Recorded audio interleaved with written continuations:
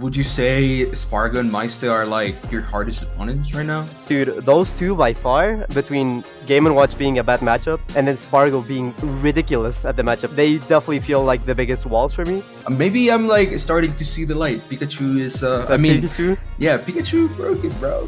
Yeah. Really, really, I think he's top 1 currently.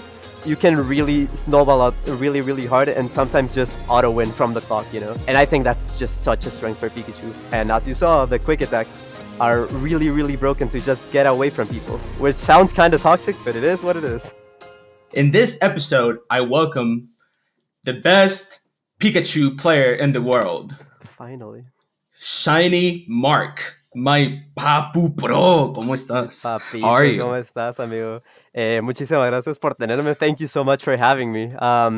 It's been a long ride till I could finally call myself the best Pika, and it's an honor. So thank you, man. Been a long time fan, and thank you for having me, of course. Your top 10 wins, right? I want to talk about one in specific, the Glutonny one at Delfino. He has been known, and like, I mean, I'm gonna kind of like tell you this between us, but like, since he plays Enki a lot, he's like, oh, I'm very good at the matchup. And like, he's been in ESAM before, right? So he came up very confident against you. And dude, the fact that you beat him, like, I don't know, that was very impressive to watch. So yeah, like, I just want to talk about it. So yeah, no, I've been aware that I think he's also one of the best players in the world against Pikachu. I just didn't mention him between like Meister and Spargo because it felt way more doable, because I definitely did my studying. I think Pikachu beats him in the matchup, but he knows all the Pikachu tricks, dude. Like, I was trying to catch him with some fake drag downs, or like tight fake drag downs, you know, like a lot of people don't get out of them, and he was just swinging, he was reversaling me, he was mixing DI, SDI really well. And Enki told me about that. Like, he was like, I'm pretty sure he hasn't dropped any sets to any Pikachu in Smash Ultimate ever. Like, neither Neros, neither Enki, and last ESAM set was pretty bad for ESAM, I think. Ah, dude, like, your game plan against Gluto was just so... I know people will probably like make a lot of fun of it, but like, I think it was just like I remember talking about it with you before the matchup, and like seeing you execute it after you talked about it with me, it was like, it was perfect. Like, you literally did everything you told me. Like, you camped the ledge, you went for the stalling off stage, you like went under the stage. You were very good at mixing up your up beats back on the stage, and of course the drag downs, dude. So like, with this, I want to get to the point where like you were camping Wario really hard, like everybody should, right? So there's this tweet from very recently, literally after Gluto won Tera, because of course, I mean, he killed Tweek at like 40%. But you said that, but please, we need to camp Wario out harder, everybody. Like, we really do. And like, every single thing you described, this heavy infinite aim ability with an insane disadvantage plus comeback mechanic at best, and 60% combos at worst, like, you know the vibes. I do agree. So true. And there's something else to add in here. Plus comeback mechanic. But dude, sometimes he has it. I mean, he has it and like he's winning, right? Because it works with time. Like, he can like beat you really hard, or he can just like, oh, like, I can always make it back. So if he's beating you really hard, it's GG's at that point.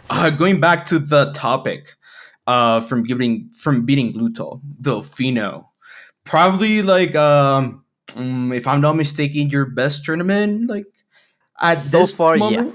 So far. Yeah. So with a third place, beating a lot of very good players, winner semis, you beat SkyJ, who beat me. Then before getting top 8, you got Glutonny, and before that you got Gag. Very good bracket. We already talked about the matchup, and well, placing third, bro, that's crazy. That's you also outplaced me. That's, man. Honestly, that's funny thing. Like, I think there's a few placings right now that are arguable for my best one, because I did top 8 Collision, that was an S tier, and I top 8'd Smash Factor last year, which was like an S plus or S tier, I'm not sure. But honestly, Delfino felt much harder, honestly, and much more stacked. And obviously, I placed higher placement wise. And yeah, whenever I beat you in collision, or like whenever something like outplacing like another top player happens in Guatemala, they don't really care about my placing. They're like, how did he outplace MKLeo? How do you like? One really funny thing happened when collision happened. I beat Andres and Fen in top 64. And when I came back to Guatemala, some people told me, "How is it that you beat Andres FN and not Spargo?" And I'm like, "Bro, the YouTube power, bro. It holds too much power. That's Andres FN crazy. is my goat." But yeah, the YouTube brain rot, dude. A Yeah, lot of people dude. are not like super informed on like what the actual top placings are, you know. For sure. Oh, yeah, I remember that question I wanted to ask you. Hmm. Um, you beat Luton winners, but then in the run back losers finals, uh, he got you. Yeah, So I kind of want to talk about about that game because of course he like something changed, right? So could we for talk a sure. little bit about it? So, I think there's a mix of things. He definitely adapted. One thing I want to say of the first set is that I went up 2-0, right? I'm pretty sure he wasn't expecting um like me being that polished in the matchup. Like I really went through some VODs of like especially like the Isam loss and saw where he was getting a lot of neutral wins, where Isam was dying a ton, and I went up 2-0 pretty comfortably, actually. I think I even two-stocked him the second game. But then the third and the fourth game, he started camping back really, really, really hard, to the point where he was just like jumping in place or backwards, never forwards, basically. He wasn't really committing, So I was doing my same game plan of the first two games, and I realized that at like the fourth game, I was like, okay, I have to make some changes, I have to really make some drastic measures happen, and that's where I got the timeout on the fifth game, right? So I was having that in mind for the second set, but at that point he had the initial game plan that worked for him in the third and fourth game, and that was much harder for me to adapt. You talked about like the way he adapted and the controller RNG stuff, but how would you like you don't have to like give the strategy in here, of course not. We're gonna Yeah. keep it low key, but like I'm pretty sure you're already working on a game plan, right? Like you still feel like that matchup like against Wario is doable even if Luto's playing it that way.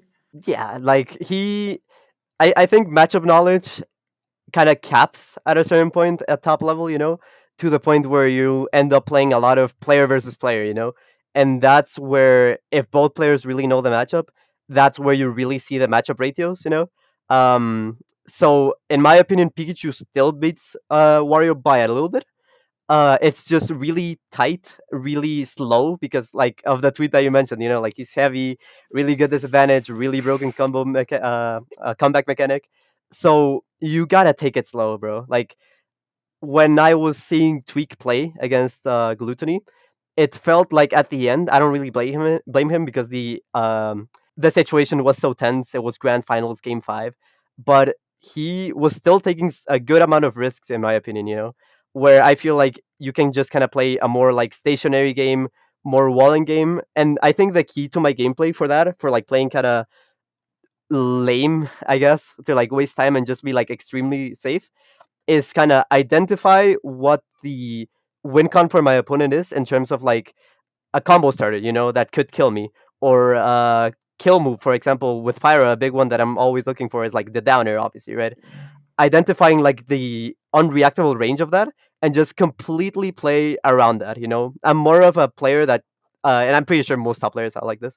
More of a player that plays to not get hit by stuff and just let opportunities happen naturally, rather than one that tries to like close it out and like condition for a big hit.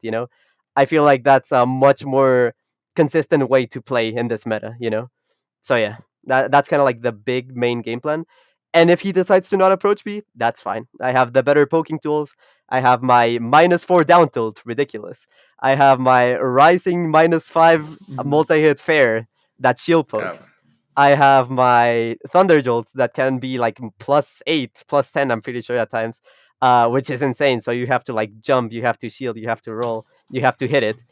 So I'm just making stuff happen. And if you decide not to, I can poke at you safely. I can shield poke you eventually. I can take stage control, and the time will tick. And if you don't do something about it, You know the vibes.